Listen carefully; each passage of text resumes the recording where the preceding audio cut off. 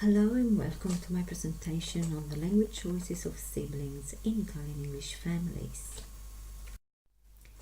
As a sociolinguistic qualitative study, my research bridges language socialization and family language policy theories in order to explore the ways in which bilingualism evolves in families with more than one child, a gap in family bilingualism studies.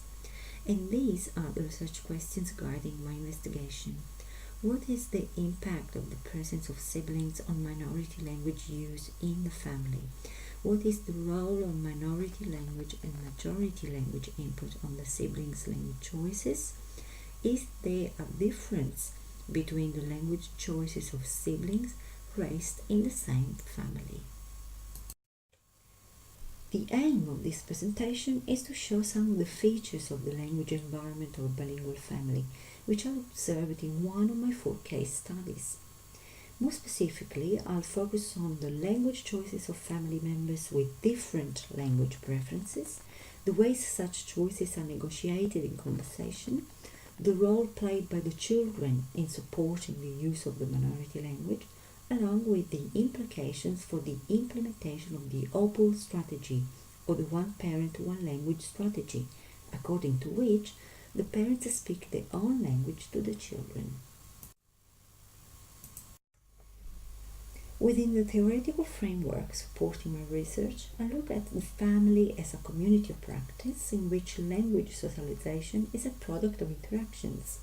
Family members are viewed as people who develop and share ways of doing things, ways of talking, beliefs, and values, in short, practices, and the central concept of child agency, according to which children are active, creative, social agents in language socialization processes.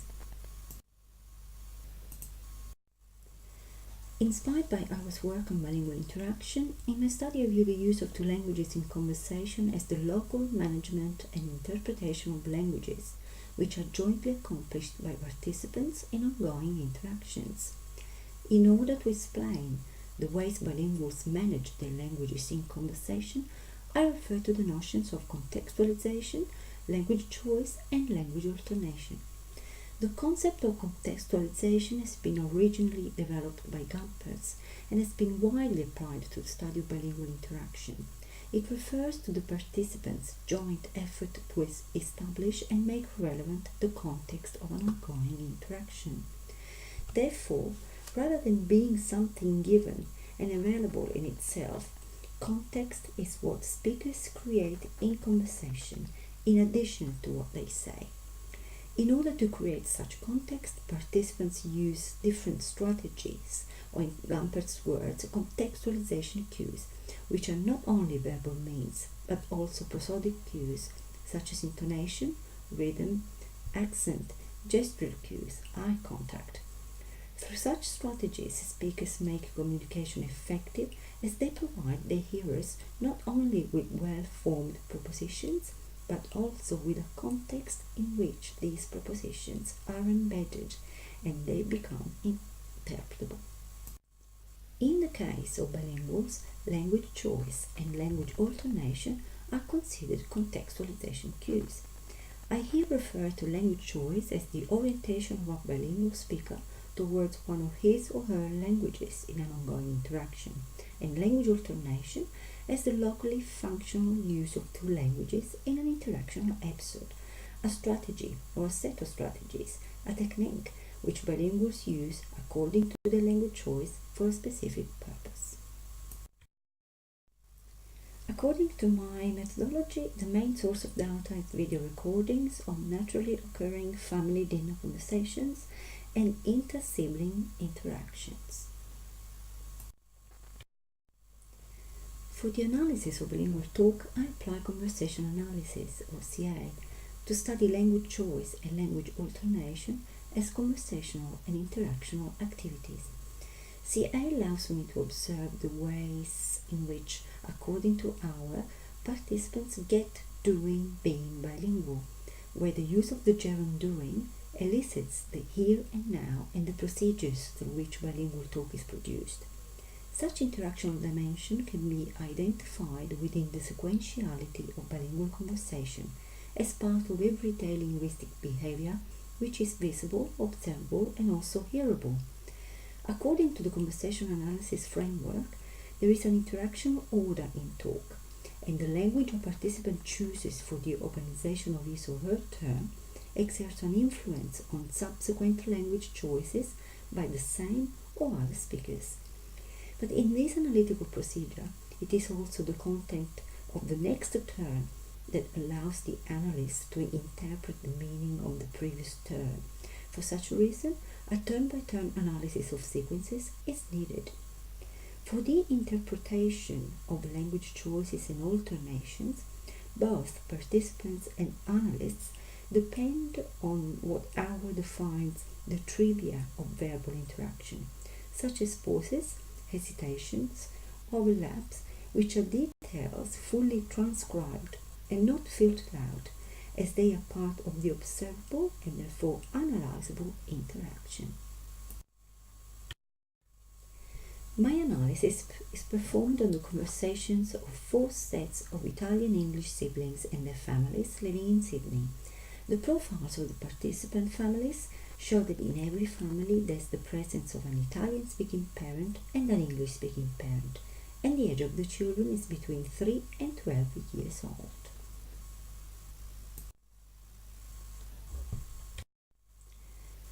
In this presentation, the focus is on one of my 4 case studies, which is a heritage language transmission context where the father is the principal carer of the children.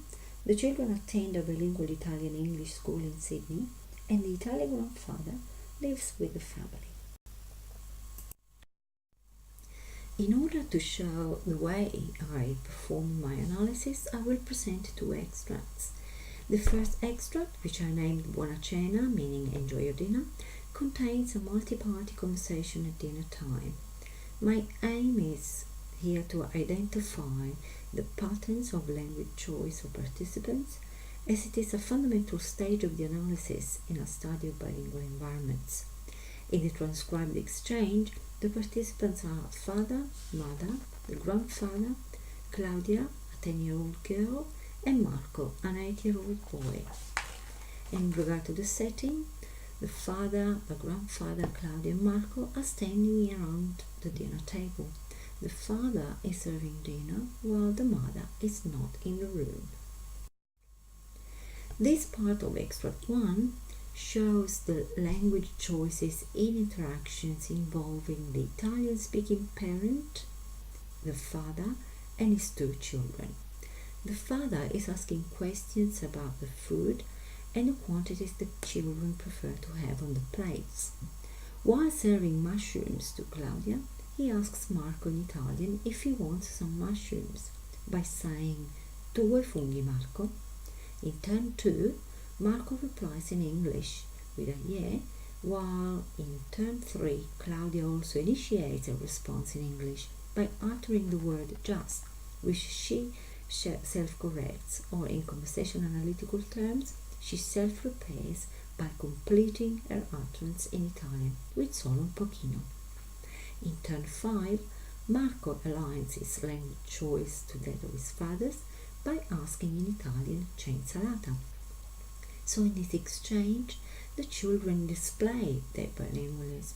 The language choice of the father in interaction with them is Italian, and they clearly establish an Italian monolingual context, till the moment when the mother, which is the English-speaking parent, joins the family. And at this point, a new participant constellation forms, and the dynamic of the conversation changes. In turn 16, referring to the food on the table, the mother utters the word "a feast," and in turn 17, the father, who is still serving food to the grandfather, takes the floor, and in English he asks the mother if she could help Marco with portioning some of the food on the table. In response, in turn 19, the mother moves towards Marco, asking him in English if he wants half a piece. In turn 20, in response to his mother's question, Marco nods, and in English he says that he is very hungry.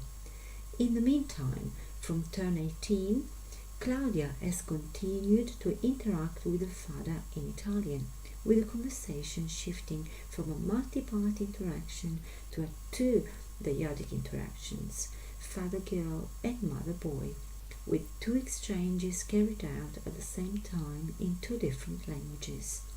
We can also notice the shift from a monolingual to a bilingual context, with the father's language choice being English in interaction with the mother.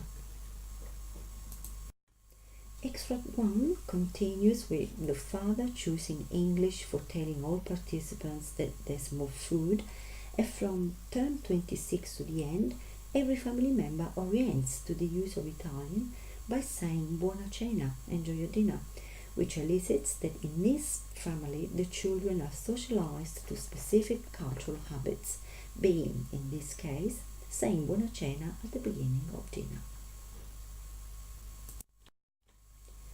And this part of Extract 1 shows the preferred language of the siblings in interaction, which is clearly English. To summarize, in this family, the father and both children interact in Italian, the parents interact in English with each other, the mother speaks English to the whole family, inter-sibling interactions are carried out in English. The grandfather speaks Italian to the family.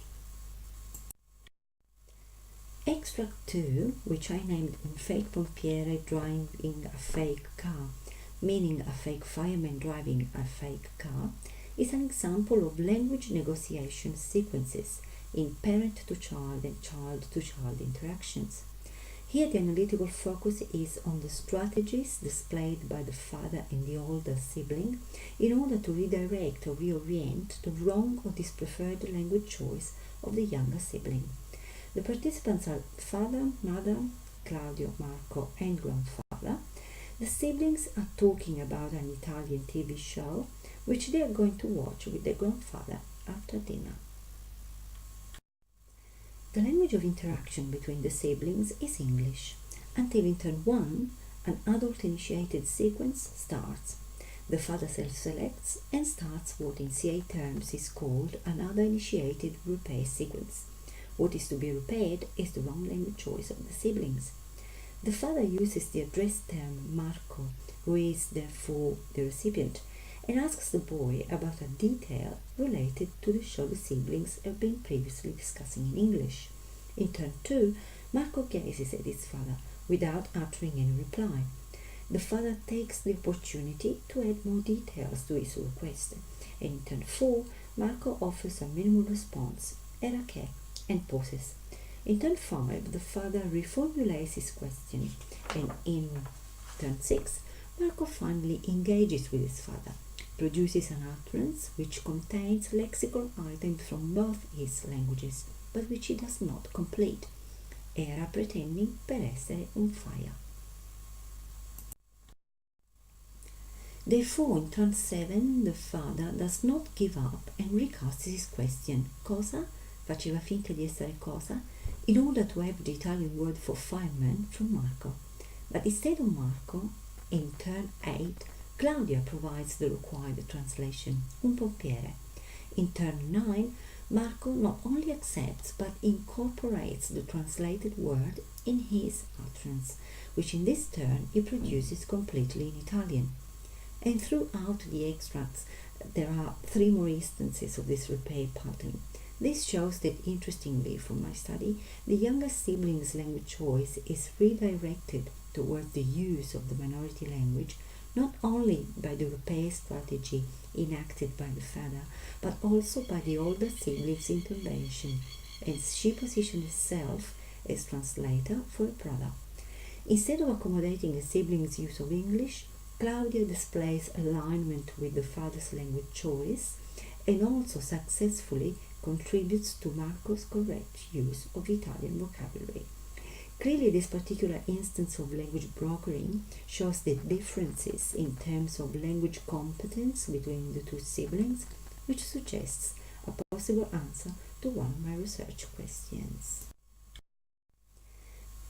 The extracts presented show that this family is strongly committed to bilingualism, and that a specific language strategy is in use, that is OPO, one person, one language, which involves the separation of languages by the children according to the interlocutor. Also, the ways languages are used involve alignments between participants, as alliances between children and parents emerge. Yet, in multi-part interactions, language negotiation is needed.